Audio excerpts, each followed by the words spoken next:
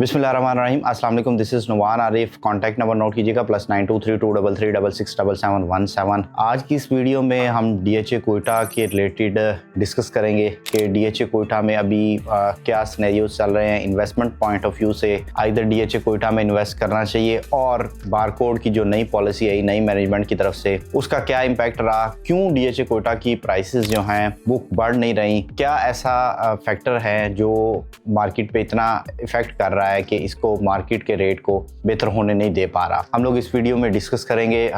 Video को अगर start में बात की जाए, रफली मैं आपको रेट की अगर बात करूं तो एक कनाल बारकोड आपको तकरीबन 25 के इन बिटवीन रफली आपको मिल जाती है। 10 मरला तकरीबन आपको 14 से 14.25 के इन बिटवीन रफली मिल जाएगी। 5 मरला आपको तकरीबन 11 सवा 11 के इन बिटवीन आपको ये फाइल भी यहाँ पे मिल जाएगी। अब अगर यहाँ पे बात की जाए रेट्स की कि क्या फैक्टर था, क्या वजह है, किन अवामिल की वजह से ये रेट जो है वो ऊपर नहीं जा रहे, क्योंकि डीएचए कोयटा की तरफ से अनाउंसमेंट थी कि वो बारकोड फाइल जो हैं उसको बंद करने जा रहे हैं और वो उनको बंद कर दिया गया है। जितनी ऑलरेडी इशूड फाइल थी उन फाइल्स के वो ट्रेडिंग हो जाएंगी, लेकिन अगेन नई जो फाइल्स हैं वो इशू नहीं की जाएंगी। एक तो देखा जाए ओवरऑल जो बलोचिस्तान के जो हालात थे वो एक फैक्टर रहा है इस चीज़ में। उसके अलावा डीएचए कोयटा ने देखें स्टॉक्स में अगर हम देखते हैं तो वहाँ पे डिमांड एंड सप्लाई की चीज़ें जो हैं ओवरऑल हर मार्केट में वो फैक्टर करती हैं, इम्पैक्ट डालती हैं। स्टॉक्स को अगर हम खास तौर पे देखा जाए तो हम लोग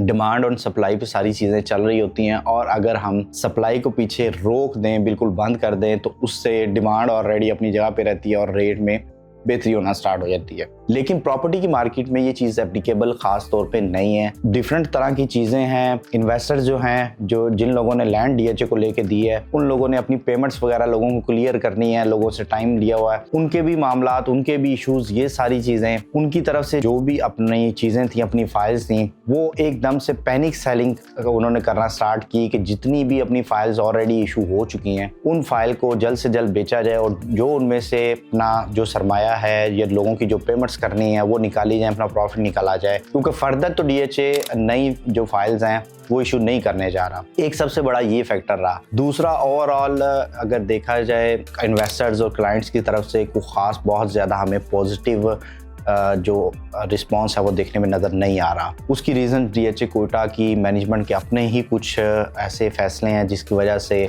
जो पुरानी मैनेजमेंट थी उसकी वजह से लोग अब ख़ास उन पे ट्रस्ट अभी नहीं किया जा रहा। लेकिन ये टाइम टेकिंग काम है, स्लो एंड स्टडी। जिस तरह डीएचए कोयटा की नई मैनेजमेंट चीज़ें बेहतर करती जाएगी, आहिस्ता आहिस्ता मार्केट में भी आप देखेंगे रेट बेहतर होते नज़र आएंगे हमें। उसके बाद एक चीज़ और जो फैक्टर था वो जो पुरानी मैंने जैसे पहले बताया कि ऑलरेडी इशूड बारकोड फाइल थी वो मार्केट में अभी अवेलेबिलिटी उनकी है और आहिस्ता आहिस्ता वो जैसे वाइप आउट होती जाएंगी वैसे वैसे हम देखेंगे कि मार्केट की जो ओवरऑल सिचुएशन है वो भी बेहतर होती हुई नज़र आएगी। अफगानिस्तान बॉर्डर पे जो कन्फ्रंटेशन कर चल रही है उसका भी इम्पैक्ट डीएचए कोयटा की मार्केट पे हमें बहुत ज़्यादा देखने में नज़र आया। अब अगर हम डिस्कस करें कि डीएचए कोयटा की इन्वेस्टमेंट कैसी इन्वेस्टमेंट है, इन्वेस्ट करना चाहिए या नहीं, देखें अब प्राइसेस को अगर देखते हैं, कैलकुलेट आप करके इसको देखें तो आप ऑन एवरेज रेट से नीचे की बाइंग कर रहे हैं। ऑन एवरेज रेट 27-25 का रेट आ रहा है। इसमें अगर आप आज 25 लाख रुपए की ये फाइल बाई करते हैं और प्लस आप 1,35,000 रुपये आपका ट्रांसफ़र एक्सपेंस वो एड अप कर लेते हैं तो तकरीबन आपको ये 26 लाख से 35,000 से 26.5 लाख इन बिटवीन आपको ये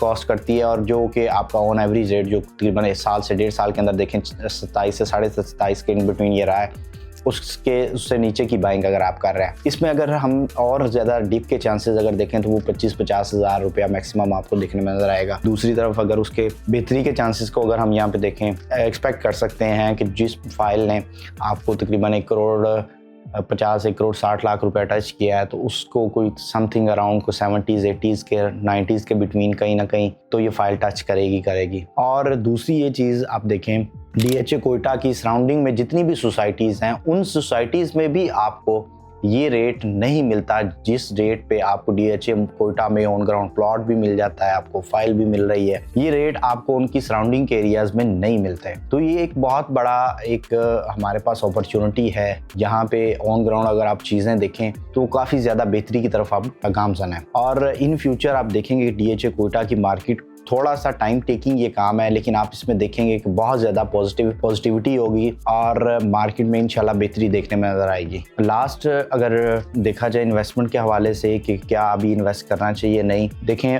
रेट को मैं पहले भी ये कहता हूँ कि आप अपना जो भी बाइंग कर रहे हैं उसकी थॉरोली एक स्टडी कर लें, रेट को चेक कर लें मार्केट से 2 से 3 दिन 4 दिन हफ्ता, उसको चेक करने के बाद कैलकुलेशन के बाद उसको बाइंग करें। अभी बाइंग करना बनता है, DHA कोयटा की बाइंग बनती है। और इसके अलावा अगर यहाँ पे एक चीज़ और देखने में नज़र आई है कि वो काफ़ी ज़्यादा लोग जब रेट ऊपर जा रहा होता है तो वो बोल रहे होते हैं कि यार अब रेट ऊपर जा रहा है, वो एक्स्ट्रा लालच में पड़ जाते हैं। जब आपने बाइंग करनी है तो उस फाइल की बाइंग के अगेंस्ट आपने एक टारगेट सेट कर लेना, और टारगेट चाहे वो 1 हफ्ते के अंदर आए चाहे वो 1 महीने के अंदर आए, जैसे वो टारगेट अचीव हो जाए आप इसमें एग्जिट कर लीजिएगा। ये आपके लिए टिप है। व्यूअर्स, मज़ीद DHA कोयटा के हवाले से आपकी कोई क्यूरी हो, आप कोई बाइंग सेलिंग करना चाह रहे हो तो स्क्रीन पे नंबर शो हो रहा होगा, +923233667717। ये नंबर व्हाट्सएप पे भी, आप व्हाट्सएप पे भी कांटेक्ट कर सकते हैं। व्यूअर्स, हमारे चैनल को सब्सक्राइब करें, वीडियो को लाइक और शेयर करें ताकि प्रॉपर्टी से रिलेटेड लेटेस्ट इन्फॉर्मेशन आप तक पहुँच रहे। अगली वीडियो तक अपना ख्याल रखिएगा। अल्लाह हाफ़िज़।